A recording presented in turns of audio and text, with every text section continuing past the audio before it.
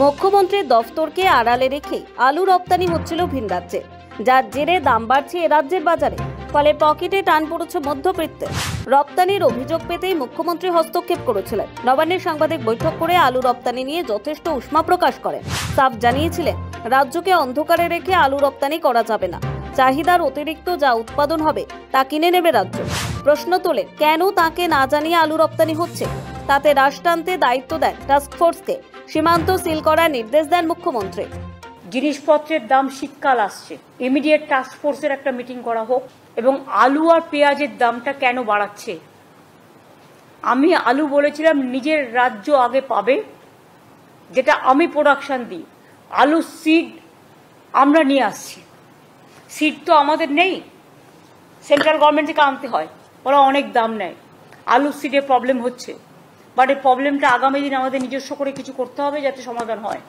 কিন্তু আমরা বলেছিলাম আমাদের যা প্রয়োজন রাজ্যের, সেটাকে রেখে নতুন আলু যতক্ষণ পর্যন্ত না উঠছে ততক্ষণ পর্যন্ত বাইরে আলুটা যাবে না।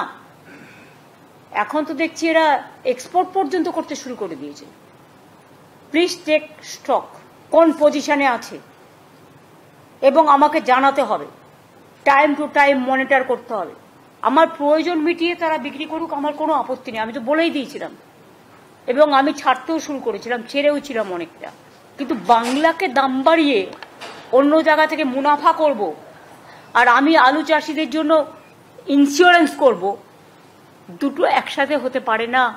আমি অন্য কোনো রাজ্যের সাথে আমার মার্কেটের তুলনা করব না। It depends on state to state. সব জায়গায় দাম বেড়েছে বলে আমাকেও দাম বাড়াতে হবে, তার কোনো মানে নেই। আমার নিজের রাজ্যের মানুষ খেয়ে তারপর যদি থাকে আমি নিশ্চয়ই সেটা বিক্রি করার সুযোগ করে দেবো। বর্ডার দিয়ে এগুলো যাচ্ছে, আবার কন্ট্রোল করো। এই নির্দেশের পরে সীমান্তে গিয়ে আটকে যায় আলু বোঝাই ট্রাক। আর তার নির্দেশ পেয়ে তড়িঘড়ি বৈঠকে বসেন টাস্কফোর্সের সদস্যরা। মুখ্যমন্ত্রী মমতা বন্দ্যোপাধ্যায়ের নির্দেশে ইতিমধ্যেই আলুর দাম নিয়ন্ত্রণে রাখতে ভিন রাজ্যে রপ্তানির উপরে নিষেধাজ্ঞা জারি করছে, যার কারণে ডিসেম্বরের আগেই রাজ্যে আলু সরবরাহ বন্ধের সিদ্ধান্ত নিয়েছে রাজ্য প্রগতিশীল আলু ব্যবসায়ী সমিতি ও রাজ্য হিমঘর ওনার্স অ্যাসোসিয়েশন। সোমবার বিধানসভাতেও উঠল আলু পেঁয়াজ রপ্তানি প্রসঙ্গ। ফের মমতা বন্দ্যোপাধ্যায় বললেন, আগে বাংলা পাবে, তারপর বাকিরা।